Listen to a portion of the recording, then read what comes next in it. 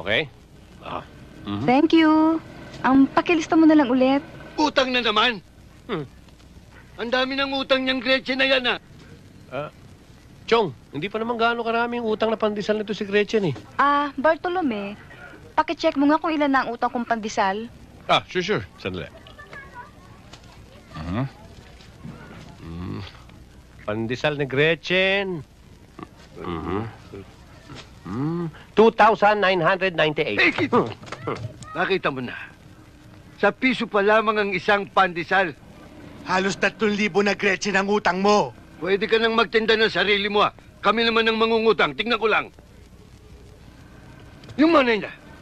Ikaw? Tingnan mo na niya. Tingnan mo kung gaano kalaki utang niya sa monay. Oo. Monay ni Gretchen? 559. Ibig ko sabihin, kapanganak mo pa lamang, nangungutang ka na ng monay. Chong, magbabayad din naman si Gretchen eh. Hindi ba, Gretchen? Oo nga, Chupancho. Huwag mo ako machupa-chupancho, Hindi kita pamangkin. Bleh. Sungit-sungit. Sige na, Gretchen. Ako na ang bahala kay Chupancho.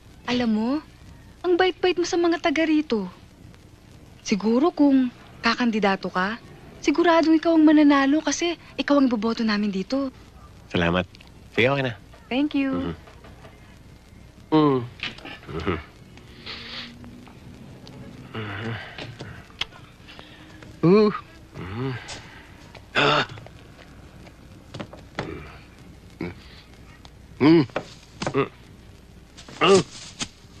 Pambihira ka naman, Chupancho. Masyadong mainit ang ulo mo eh.